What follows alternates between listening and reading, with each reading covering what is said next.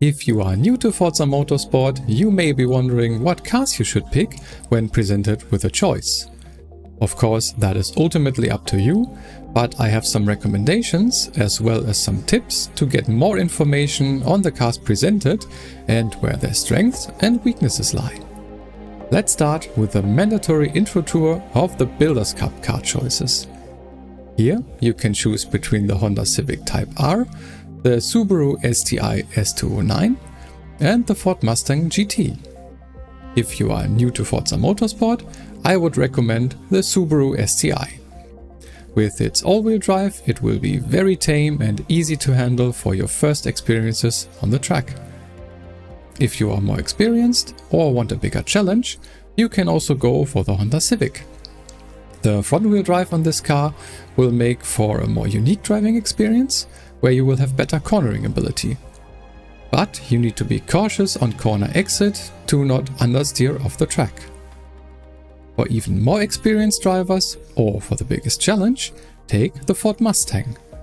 Its rear-wheel drive will challenge you both on corner entry and exit, and you might even go a little sideways from time to time.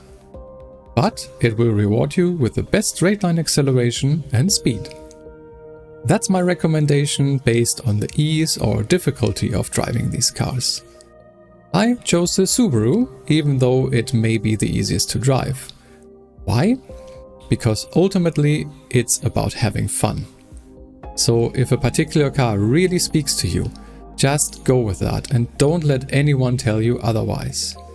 You can always try to tailor your car upgrades in the Builders Cup to fix any weaknesses the car might have.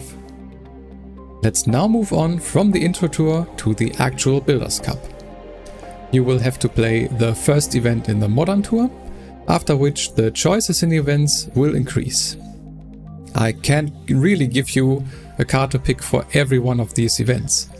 So instead, here is a general guideline if you are a beginner. Take a look at the cars you can pick for an event in detail. You will not be limited to having to pick between just 3 cars anymore, even though the intro video makes it out to be that way. Instead, you will see a list of all available cars where you can find both your cars that you already own as the ones that you could buy. Now for the most important tip here. To get more information on a car, you can press Y on your controller or R on your keyboard. This will bring up additional details on the car. The diagram in the bottom is a good indication of what the car is good at, be it speed or handling, etc. More importantly, you can also see the drivetrain of the selected car by the indicator between the flag and the PI class. AWD means all-wheel drive and are cars which are probably the easiest to handle for a beginner because power is distributed between all 4 wheels of the car. FWD is front-wheel drive and is mostly not much more difficult than AWD, just a little bit different since you only get power to the front wheels, which can make it want to go straight. RWD are rear-wheel drive cars, which will probably challenge you the most as a beginner, as it can kick out the car's rear end on corner exit if you are not careful, because power is only applied to the rear wheels.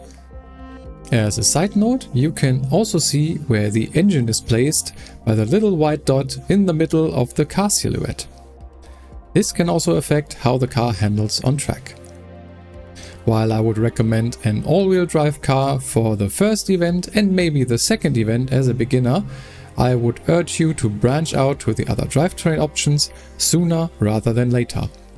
This will enhance your understanding of the different driving styles and make you a better driver overall in the long run. Take note of the aforementioned diagram in the bottom to help you determine what kind of a car you likely have on your hands here. In the beginning, take cars that are leaning more towards handling and braking. If you have any issues with losing control of your car, maybe try to increase some assists, like traction control, until you've gotten used to the new driving style. Also, if you feel like you're having trouble controlling the car, instead of adding power in the upgrade process during the cup, Try to upgrade handling parts like tires, brakes and suspension. I hope these tips were helpful if you are more of a newcomer to Forza Motorsport. If you still have any questions, please ask them in the comments and I will do my best to answer. Subscribe to the channel as I will be posting more content covering both beginner and more advanced topics. And with that, I want to wish you a lot of fun with Forza Motorsport. I have been HDeeRacing. Thanks for watching.